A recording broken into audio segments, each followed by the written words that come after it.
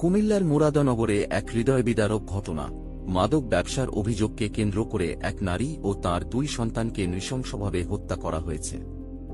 আহত হয়েছেন আরও একজন। আজ বৃহস্পতিবার সকালে মুরাদনগরের কড়িবাড়ি গ্রামে ঘটে এই ভয়াবহ ঘটনা। নিহতরা হলেন 53 বছর বয়সী রোকসানা আক্তার ওরফে রুবি, তার ছেলে রাসেল মিয়া 35 এবং মেয়ে জোনাকি আক্তার 25। গুরুতর আহত অবস্থায় হাসপাতালে ভর্তি করা হয়েছে রোকসানার আরেক মেয়ে রুমা আক্তারকে 30। পুলিশ জানায়, নিহত পরিবারটির বিরুদ্ধে দীর্ঘদিন ধরেই মাদক ব্যবসার অভিযোগ ছিল। এদিন সকালে স্থানীয় বাসিন্দাদের সঙ্গে কথা কাটাকাটির এক পর্যায়ে পরিস্থিতি উত্তপ্ত হয়ে ওঠে। অভিযোগ উঠেছে, উত্তেজিত জনতা গণপিটুনি ও ধারালো অস্ত্র দিয়ে কুপিয়ে 3 জনকে হত্যা করে। বাঙ্গরা বাজার থানার ওসি মাহফুজুর রহমান বলেন, আজ সকালে খবর পেয়ে আমরা ঘটনাস্থলে যাই। গিয়ে দেখি 3টি মরদেহ একসঙ্গে পড়ে আছে।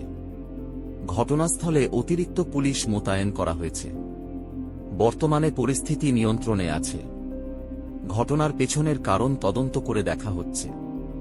স্থানীয় কয়েকজন বাসিন্দার দাবি, ওই পরিবার বহুদিন ধরেই এলাকায় মাদক ব্যবসায় জড়িত ছিল। এ নিয়ে দীর্ঘদিন ধরেই এলাকাবাসীর সঙ্গে তাঁদের বিরোধ চলছিল।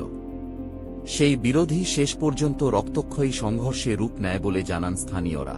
এই মর্মান্তিক হত্যাকাণ্ড এলাকায় ব্যাপক চাঞ্চল্যের সৃষ্টি করেছে।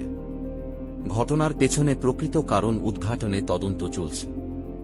এরকম আরও আপডেট চ্যানেলটি সাবস্ক্রাইব করুন। ধন্যবাদ।